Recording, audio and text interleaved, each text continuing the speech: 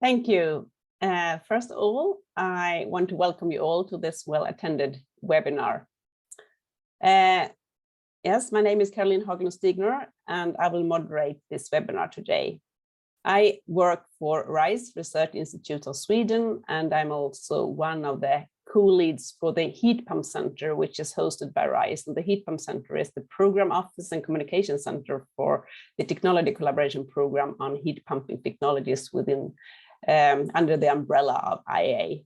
Within this program, we generate, share, and disseminate knowledge and information related to the technology, and we have contributed to the report that will be presented by Yannick Monschauer from IEA in a while. I have worked with heat pumping technologies for more than 20 years, and I can say that heat pumps have never been higher on the agenda than today. The message that heat pumps are the key solution to reduce natural gas use for heating, support energy security, cut emissions, and keep energy bills affordable for end users is being conveyed by many stakeholders these days. And therefore, it's a pleasure to present the agenda for this webinar today, which will enlighten us about the barriers and solutions for an accelerated heat pump deployment, as well as about policies to support this mass deployment. To start with, Yannick Monschauer from IEA will present the highlights and conclusions of the IEA study, The Future of Heat Pumps, including examination of barriers and solutions for heat pump deployment. And Yannick is an energy analyst in the IEA World Energy Outlook team.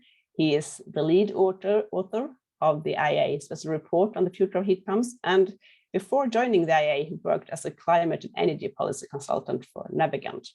And, for example, leading the counter-assessment of the climate action tracker. Yannick holds a master in environmental and development and a bachelor in international economics. Thereafter, one of the authors of the heat pump toolkit, Richard Close from RAP, will inform us about the principles and tools in a policy toolkit for global mass heat pump deployment.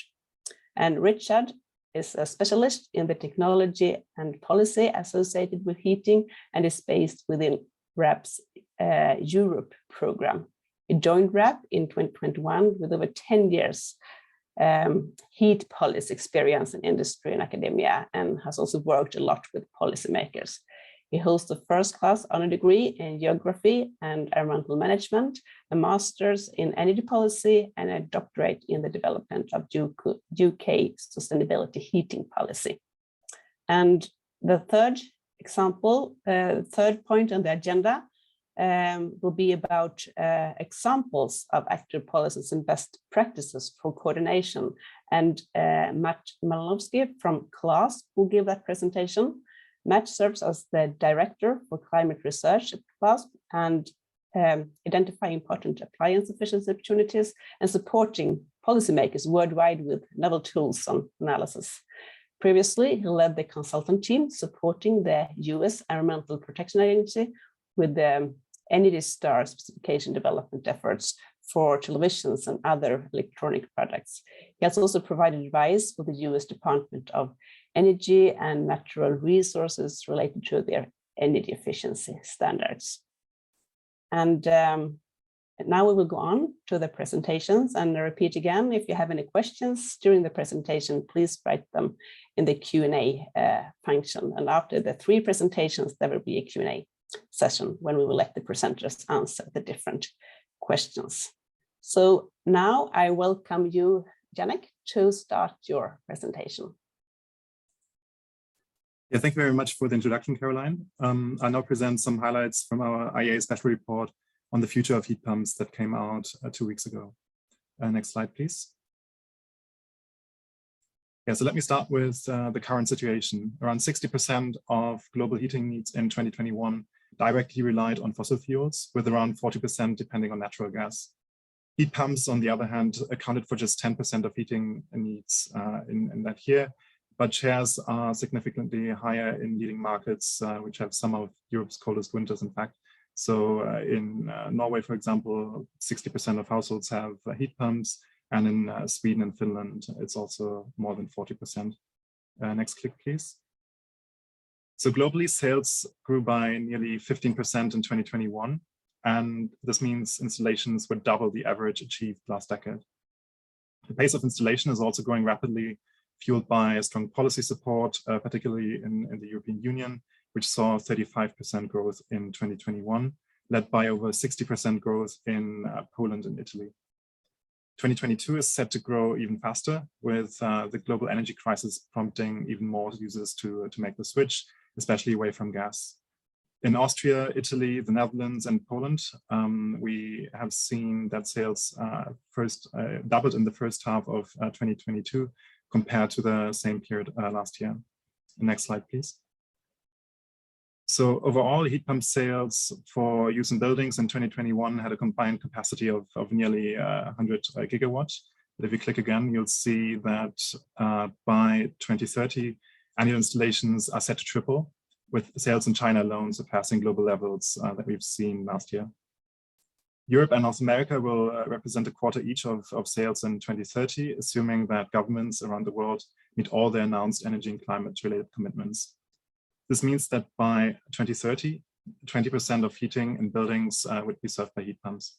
And next slide, please. So the accelerated deployment of heat pumps inevitably increases global electricity demand, though energy efficiency, but also demand response measures can greatly reduce the impact on power systems. For example, by improving the home's energy efficiency rating by 2 grades, for example, from D to B in some European countries, we can have heating energy demand and reduce the size of the heat pump that is required. So that will save consumers money, but it will also reduce the growth in peak demand by 1/3. Together with careful grid planning, this moderates the need for distribution grid updates caused by electrifying heat and minimizes the need for additional flexible generation capacity to 2030. The next click, please. So heat pumps currently available on the market are 3 to 5 times more energy efficient than natural gas boilers. And as a result of the rapid scale up of heat pump installations by 2030, natural gas demand falls by 80 million cubic meters, while demand for heating oil and coal also declines significantly. In aggregate, this means that heat pumps account for nearly half of the global reductions in fossil fuel use for heating in buildings by 2030. With the remainder mainly coming from energy efficiency measures such as improved insulation. And next click, please. So switching to heat pumps also cuts emissions of greenhouse gas emissions, but also improves air quality. CO2 emissions decline by 0.5 gigaton already by 2030, equal to the annual emissions of all cars in Europe today. Unintended leaks of F-gas refrigerants, which are potent greenhouse gases, can decrease their positive climate impact. However, even with today's refrigerants, heat pumps still reduce greenhouse gas emissions by at least 45% compared to gas boilers in regions that account for more than 2/3 of the world energy consumption. And in countries with cleaner electricity mixes, that can even reach 80%. So these values can even be improved by another 10 percentage points, respectively, with alternative refrigerants. The next slide, please.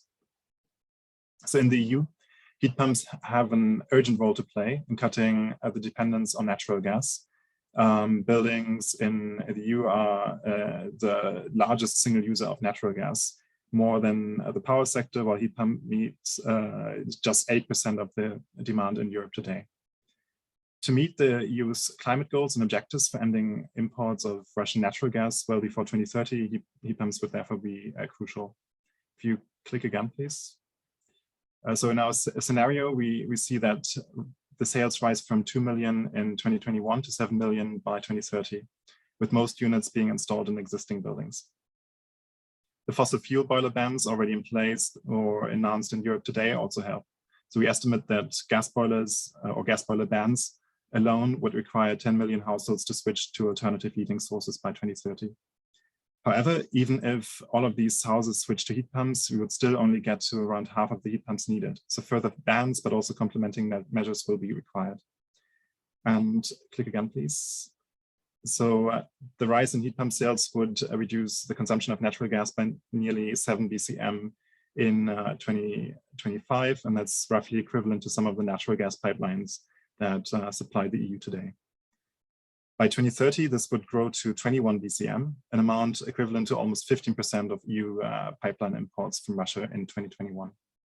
These savings can be even greater if EU policymakers take strong steps to support the deployment of large-scale heat pumps for low temperature heat in the industry sector. So in the paper, food, and chemicals industries, for example, we see the largest near-term opportunities with nearly 30% of their combined heating needs being able to be addressed by heat pumps. However, achieving this technical potential in the industry sector would require substantial policy support, pilot heat pump retrofits in these facilities, and then also to scale them up, it would require harmonizing industrial heat pump standards for these applications to really avoid that each installation becomes a custom design. Additional savings could also be achieved by deploying large-scale heat pumps in district heating networks. So in the EU, for example, we have 60 million people that are already supplied by district heat, and several European countries have targets to decarbonize their heating networks by 2040. So yeah, heat pumps really can play a role here too. Next slide, please. So in terms of costs, in a range of key markets, the average household or business that uses a heat pump spends less on average on energy and is better protected from price shocks as the ones we've seen over the last year. So households that switch to heat pumps benefit from energy bill savings between $300 per year in the United States to $900 in Europe, which is 3 times higher than the savings in Europe before today's energy price spikes.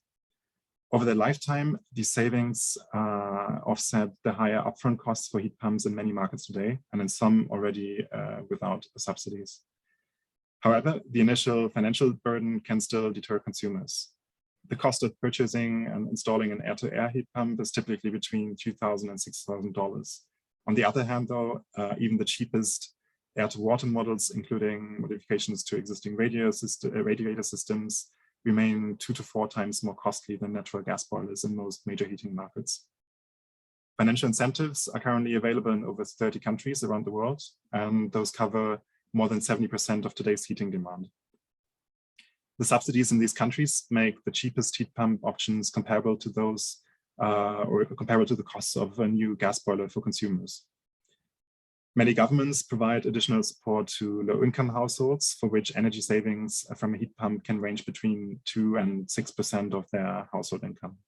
In some countries, the design of electricity tariffs and energy taxation put heat pumps at a disadvantage relative to fossil fuel boilers, which definitely needs to change in favor of cleaner and more efficient consumer choices. The next slide, please.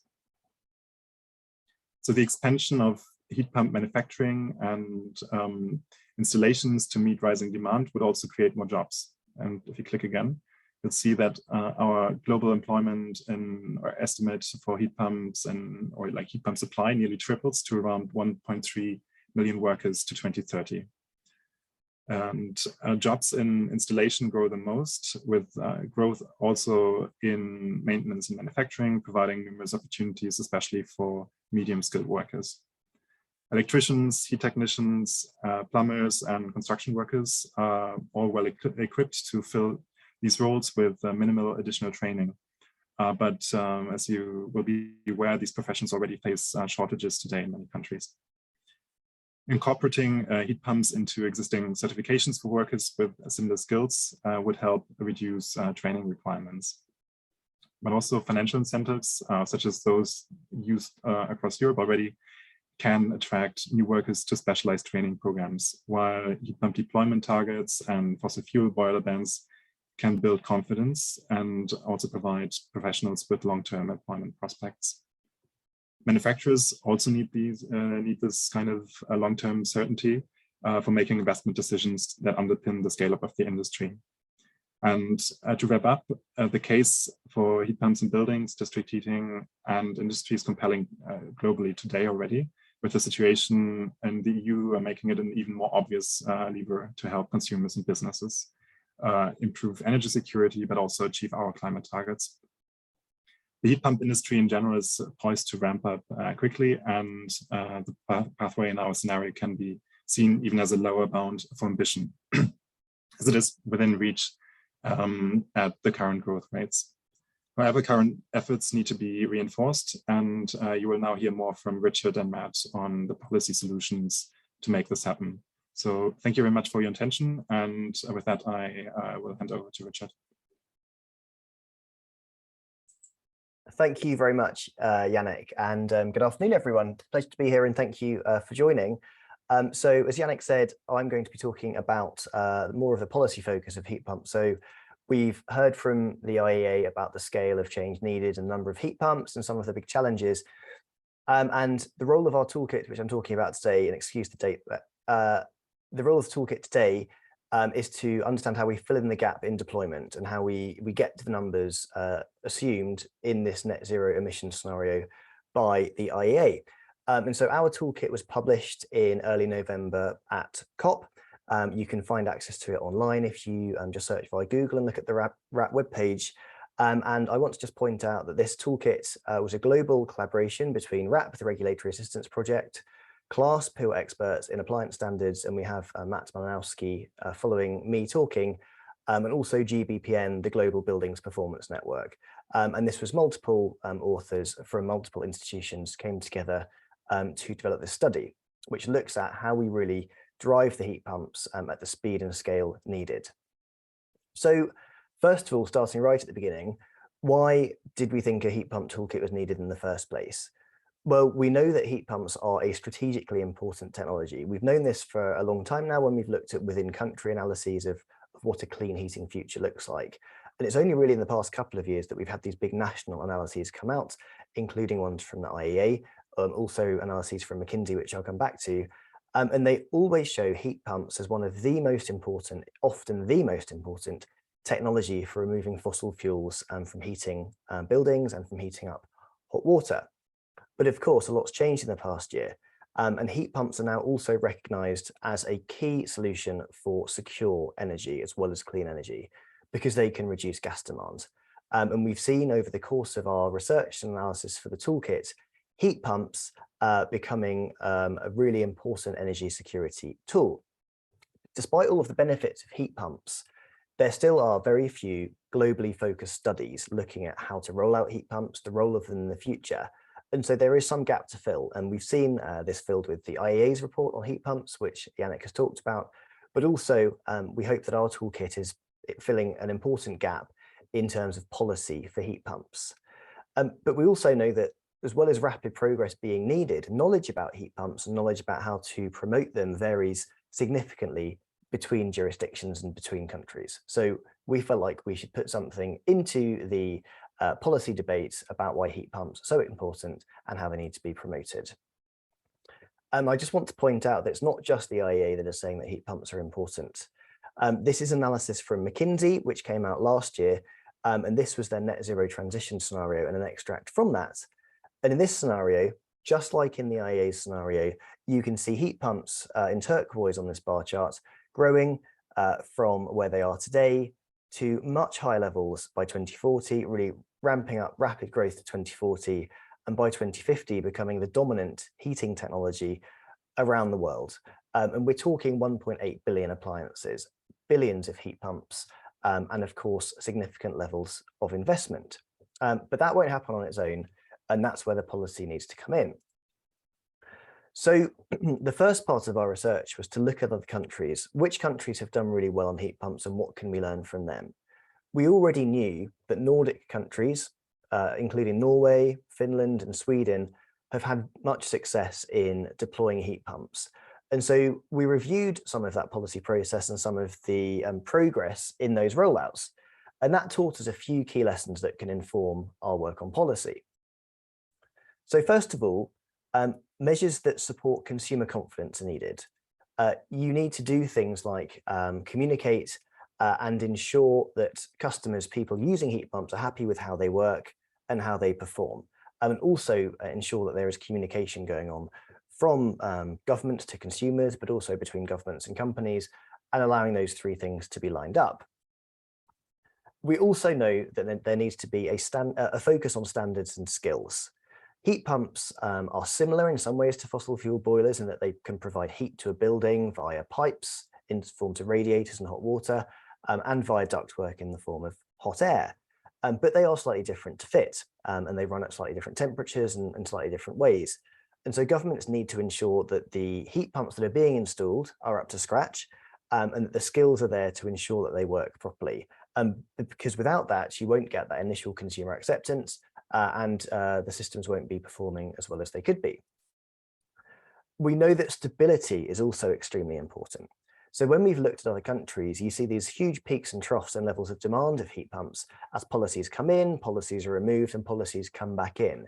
But actually what we need, and what's indicated by the graphs that you've seen already from the IEA and from McKinsey, is that we need a rapid straight line growth in heat pumps to reach our climate change targets, but also for secure energy. And that requires stable policy, because otherwise we won't reach the deployment at the speed needed. We also know that financial and economic support are a total requirement for heat pumps. I'll come back to this in some detail, but having the fundamental economics supporting heat pumps and allowing households to access heat pumps is a really, really vital part of policy. But finally, the big takeaway for us was that actually not one policy on its own will do this, and packages of policies are needed. Things which support households, which drive the economics, which support skills, and which also affect appliance standards and so on. And only if you pull all of those things together will you get a coherent package which can drive heat pumps at the speed and scale implied by some of the scenarios that we've seen just now. But before I go into the detail of the heat pump toolkit, excuse me, I want to say something about making this equitable, because when we look at the scale of the change needed and the amount of money implied by it, it's clear that this is a big transfer of money from one energy system, the old energy system, to the new one. And this graph here on the right-hand side shows some recent numbers from Bloomberg New Energy Finance about the capital investment required to get to net zero by 2050. It's a huge amount of money, almost $200 trillion of investment. This isn't just cost, this is investment. But actually, heat pumps are a big enough part of that they've been focused on, and they've been pulled out by Bloomberg. And we're talking 4% of all of that investment in net zero going towards heat pumps. And a bit of simple maths, that's around $8 trillion in total. And efforts need to be made to ensure that how that capital is put into place and how it's moved are equitable. And there are two key important things to remember for heat pumps. Firstly, the first time switch to a heat pump will almost definitely cost more than replacing the existing heating system with an equivalent fossil fuel boiler. And that's because there are things like potentially new radiators and new ductwork needed, some external works needed, and some new power cabling to connect the heat pump to the electricity grid. So those new costs, those additional costs compared to a simple boiler replacement, and a simple boiler replacement can already be expensive for households, those additional costs always need to have some support. So households and building owners always need to be given some capital support to make that first time switch. Once the first time switch is done, it only needs to happen once, and the replacement costs are similar to fossil fuel boilers, but it's that first time move from a fossil fuel system, or indeed no heating system, to a full heat pump system, which can cost more, and that needs to be considered by policymakers. The second big equity item is around the fact that energy prices vary significantly between countries. And actually, in many countries, it already costs, as Yannick pointed out, less to run a heat pump than it does a gas boiler, but that's not the case everywhere. And if households can't see that switching to a heat pump, as well as being good for the environment and energy security, will also save money, that's going to be quite a difficult pill for policymakers to sell. And so policy always needs to ensure that if you're switching from a fossil fueled heating system to a heat pump, when you've made that switch, your running costs are better than they would have been with a fossil fuel heating system. So on to the actual toolkit itself. And if you look in the document, you'll see this, this graphic. This is in the executive summary and in the document itself. And really, this graphic is the menu for the toolkit. Overall, it's based on a Greek temple, as you can see, and it follows the same structure as the use of temple diagrams historically, and we've seen them used elsewhere in things like sustainable development and so on. What we're trying to do is we're trying to hold up this roof. And the roof, the blue bit there, is a sustainable heat pump market. a heat pump market that meets the climate change goals set out in many different countries, and such as the growth rate implied by the IEA reports. And to hold that up, two elements are needed. Firstly, a foundation to ensure that the pillars are secure, and secondly, pillars. And I'll talk through these briefly. But Matt from CLASP will go into some of the details about the detail of some of the pillars and how they work in practice. So firstly, a foundation is the base of the building, and that needs to ensure that the policy works together, that there's good communication between governments, consumers and industry, and that things like skills and standards are all there. And that ties the rest of the building together, much like the foundations of a house. And then there are three important pillars to consider. First of all, pillar one is economics and market instruments. This is about running costs and making sure that heat pumps make sense financially. It includes things like pricing, taxation, taxes on energy, as well as wider taxation and potential standard schemes. The second pillar is about financial support for building owners and includes things like grants, loans and schemes which allow heat pumps to be put into homes at no upfront cost. And the third pillar is around regulation. That's things like appliance standards, bans, and the role of geographical zoning to make sure things get put in the right place. And basically, to build a policy package that can support heat pumps at scale, you need to consider all three of these pillars and the foundations at the same time. If you miss any of them, you're not going to have that stable structure that's needed to hold up that roof of a sustainable heat pump market. So I'll just drill into a bit of detail about how the heat pump toolkit actually works. So this image inside the PDF toolkit is a clickable document, and you can go and click on it and it will take you to a particular section. So if you click on the one, it will take you to the market instrument section, and then it will take you into the more detailed section within that. For example, here we've clicked on pillar one, and that's taken us to the market and economic instruments section. I won't go into too much detail here, but each pillar has its own introductory chapter and also has a YouTube video, which is also clickable from the document. The YouTube series can be watched on its own as a 8-part series, or it can be watched as you scroll through the heat pump toolkit. But for every chapter and every element, there is a short video, which we think is quite a neat and easy way to digest some of this quite complicated and quite dry policy information. But also there's detail in the toolkit too. And so within each of the pillars, as I mentioned already, there are detailed sections about the various policy options. Let's just take one here. So if you were to click on carbon pricing and environmental taxation, it would take you within the toolkit document to that particular section. And there's one of these 2- or 3-page sections for each of the elements of the toolkit.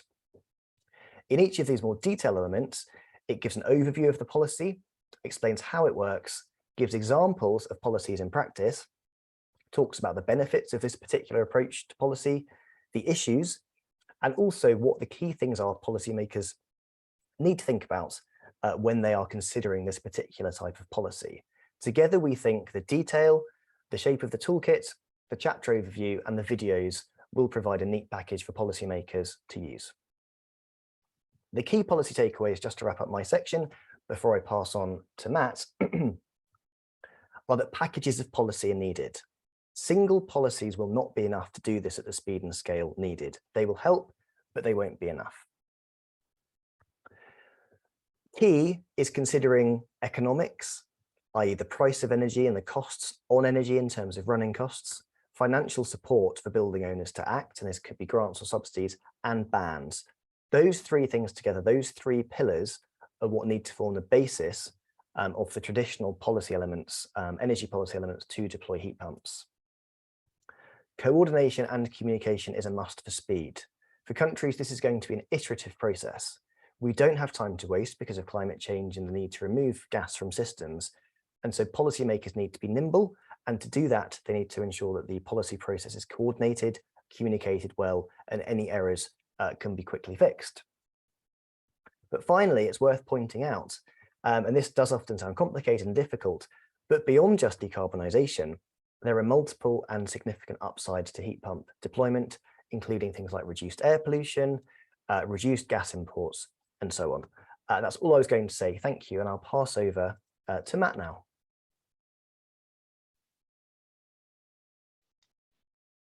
Thank you so much, Richard. Good morning, good afternoon, good evening. My name is Matt Malinowski, Director of Climate Research at CLASP. I'm a co-author of the toolkit together with Richard, and I'm excited to illustrate some of the principles through case studies. So let's begin. So yeah, starting with again the same diagram, I'll go into each of the pillars in turn. Could you give a click, Richard? One more time. And then next, I'll try to tie it all together by showing, next click, showing the US, how the toolkit could be applied to the recently passed US Inflation Reduction Act, or IRA, to give a little bit of a current example. All right, so let's click on and start with coordination and communication. Next. So just as a reminder, there are multiple barriers inhibiting the adoption of heat pumps. The policy pillars must address these barriers. That's why we need multiple pillars. They have to support each other, fill in any gaps. And then lastly, government agencies need to be able to adjust to changing conditions, hence the coordination. It's not enough to just do it once. Rather, as Richard mentioned, the process needs to be iterative and the support needs to be continuous.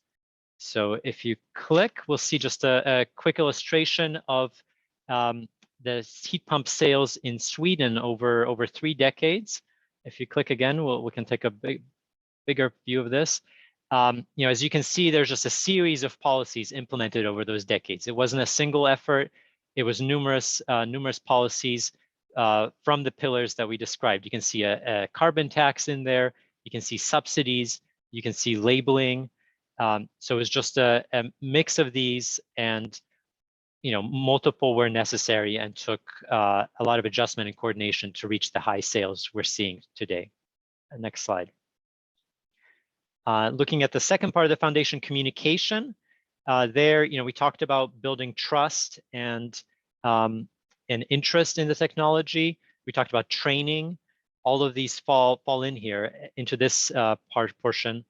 And also important is that the communication be a two-way street, that the policymakers learn what's happening, what is working, what isn't working. If we click on, we can go back to Sweden here and a procurement campaign that was launched in 1993. Next. And which saw sales doubling from 95 to 96. And one of the key characteristics of this procurement campaign was that 50% of the spend was on communication. So just to show, how important that communication was, at least at that time in Sweden, where that was really the point where heat pump sales started taking off. Let's move on to the next pillar. Here we're talking about economics and market instruments next. And that was reducing the operating or running cost of heat pumps. So Richard talked about adjusting the electric rates and tariffs versus gas next. And I'll illustrate that here with a graph from the EU. If we can make that bigger. Next, please. So here we see the gas tariffs versus electric tariffs per kilowatt hour across the EU member states. And we talked about heat pumps being 3 to 5 times more expensive. Well, that means that the gas cannot be more than 3 to 5 times, cheaper in order for heat pumps to be cost effective. And as you can see, in some countries, it's almost a factor of 10. And this isn't some law of nature, right? Of course, burning gas to generate electricity will mean the electricity will be a little more expensive, but not necessarily 10 times more expensive. And if you click on, I'll show the the exception that proves the rule here, where in Denmark, the teal is the light blue color is the general electric rate, but for heating, heating customers actually get the really low rate. So you can see in the bottom left corner, you can see how inexpensive their rate is. So this is something that's under control of the policymakers, and again, it's crucially important to spreading heat pumps. Next slide, please. And now let's get into financial supports next, which is reducing the upfront or purchase costs through a variety of mechanisms. And some examples of those next are in the UK, there are rebates of £5,000 to £6,000 payable to the installer, which we think is pretty important because it helps the installer is more motivated perhaps by money than the consumer sometimes, and can translate some of that into benefits that the consumer will understand. So that's a helpful feature of that policy.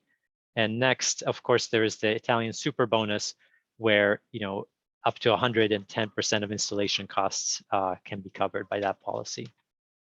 And let's move on to regulation. So looking at regulation, that's the kind of the pillar that works where some of these voluntary policies cannot. And the two that I'd like to highlight are, one, bans or standards that apply to legacy technologies such as fossil fuels and one-way air conditioners. So kind of maybe somewhat disadvantage or make these technologies carry their full weight. And on the other hand, there can be policies or standards for the heat pumps themselves, which increase their efficiency or quality and make them more attractive to consumers. So if we can have an example here, next from Japan, testing and requirements require all air conditioners in Japan to be reversible, to also provide heat. And as a result, Japan has one of the highest rates of heat pump adoption. It's the main source of heat are these reversible air-to-air heat pumps, or otherwise known as air conditioners. So let's bring it all together here at the end and look at how this applies to the Inflation Reduction Act in the US. Next slide. So this is a law that was signed in August 2022. It provides billions of dollars of spending on energy and climate, including electrification and heat pumps. And 2 more clicks, please. One more. And that's just a modeling of the potential impact of this law. It it's expected to reduce US CO2 emissions 40% by 2005, contributing to US net zero goals. Next slide. And so let's see how it fares on the principles that we've just been discussing. So on coordination, there isn't a single agency in charge of the funding. There are multiple programs divided up between various agencies. However, what's encouraging is that a lot of those programs funnel money to local agencies, such as state energy offices or nonprofit organizations. So, that's one way where some of this funding could be coordinated and organized. And next slide. On communication, there doesn't seem to be too much explicitly in the law. There is funding for demonstration and deployment programs to, again, spread the knowledge of heat pumps more broadly. All right, let's go next. Let's talk about the first pillar here, reducing operating costs of heat pumps. Next.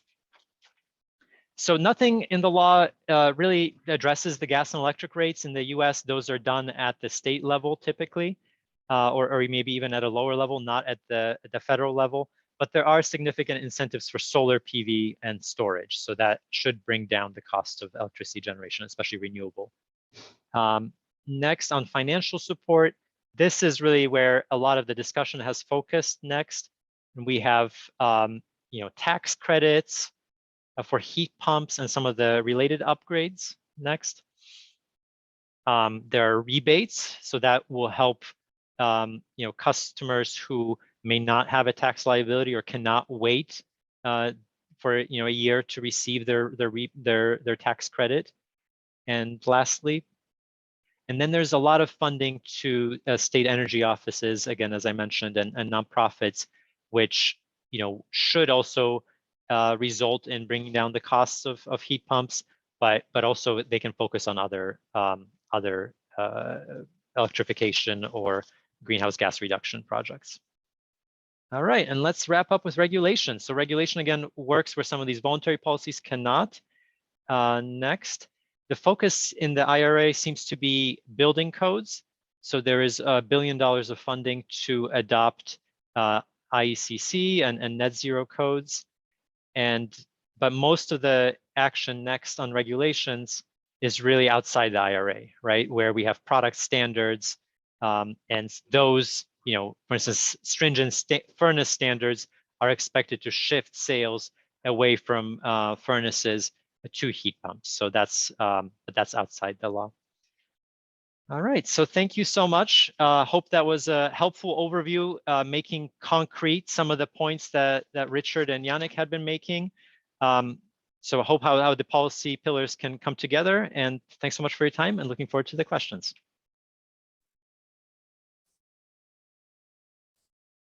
Okay, thank you all.